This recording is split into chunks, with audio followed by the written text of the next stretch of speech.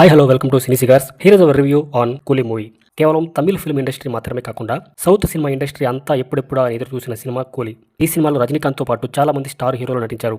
ఈ మూవీ ఏ మేరకు ప్రేక్షకులను ఆకట్టుకుందో రివ్యూలోకి వెళ్ళి తెలుసుకుందాం. So let's get into the review. So ముందుగా కథ విషయానికి వస్తే, ఒక మ్యాన్షన్ హౌస్ని రన్ చేస్తూ ఉంటాడు దేవా. దేవాతో పాటు కొంతమంది మనుషులు ఉంటారు. అయితే సడన్గా దేవా స్నేహితుడు చనిపోయిన వార్తను వింటాడు.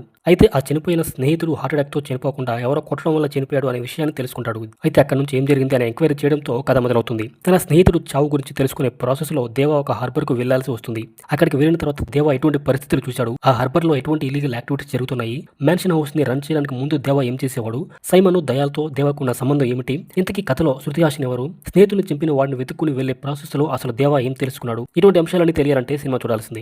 ఇక సినిమా ఎలా ఉందంటే, ఒక సినిమాలో చాలా మంది స్టార్ కాస్ట్ ఉన్నప్పుడు వాళ్ళని డీల్ చేసే విధానం కూడా తెలియాలి. దీనిలో లోకేష్ కనకరాజు ఎక్స్పోర్ట్ అని విక్రమ్ సినిమాతో మనందరికీ అర్థమైంది. అయితే ఈ సినిమా విషయంలో కూడా స్టార్స్ ని డీల్ చేయడంలో ఎటువంటి ఫెయిల్యూర్ జరగలేదు. ఫస్ట్ హాఫ్ లో కనిపించే ముగ్గురు స్టార్ హీరోలకి పర్ఫెక్ట్ డ్యూరేషన్, పర్ఫెక్ట్ ఇంపార్టెన్స్ ఉంటుంది. అలానే సెకండ్ హాఫ్ లో కూడా మంచి సర్ప్రైజెస్ ప్లాన్ చేశాడు దర్శకుడు లోకేష్. ముఖ్యంగా కన్నడ హీరో ఉపేంద్రని డీల్ చేసిన విధానం, అలానే అమీర్ ఖాన్ ని చూపించిన విధానం, ఇవి అద్భుతంగా వర్కౌట్ అయ్యాయి. రజనీకాంత్ లో ఏ అంశాలు ఇష్టపడతారో వాటిని అక్కడక్కడ ప్రజెంట్ చేస్తూ వెళ్ళాడు దర్శకుడు. ముఖ్యంగా కథకే ఎక్కువ ప్రాముఖ్యత ఇచ్చాడు అనే విషయం సినిమా చూస్తే మనకు అర్థమవుతుంది. రజనీకాంత్ నటన గురించి ప్రత్యేకంగా చెప్పాల్సిన పని లేదు. రజనీకాంత్ అంటే స్లో మోషన్, ఎలివేషన్ అని చెప్తూ ఉంటారు అందరూ. కానీ ఈ సినిమాలో అంతకు మించి రజనీకాంత్ నటన ఆకట్టుకుంటుంది. శృతి హాసన్ అద్భుతంగా నటించింది. ముఖ్యంగా నాగార్జున గురించి చెప్పుకోవాలి. పేరుకి నెగిటివ్ రోల్ చేసినా కూడా చాలా ఫ్రెష్ గా అనిపిస్తుంది. ఎక్కడ కూడా సినిమాలో నాగార్జున మీద కోపం రాదు. అంత స్టైలిష్ గా క్యారెక్టర్ డిజైన్ చేశాడు లోకేష్. ఇక సౌబిన్ ఈ సినిమాలో ఒక ఫుల్ లెంత్ రోల్ చేశాడు. అసలైన విలనిజాన్ని పండించాడు. ఉపేంద్ర కనిపించేది కొద్దిసేపు అయినా కూడా ఇంపాక్ట్ ఉంటుంది. అలానే అమీర్ ఖాన్ ని రోలెక్స్ మాదిరిగా చివరిలో చూపించి పర్ఫెక్ట్ ఎండింగ్ ఇచ్చాడు దర్శకుడు. ముఖ్యంగా ఈ సినిమాను నిలబెట్టిన మాత్రం అనిరుద్ధ్. రజనీకాంత్ సీన్స్ వర్కౌట్ అవడానికి మెయిన్ రీజన్ అనిరుద్ధ్.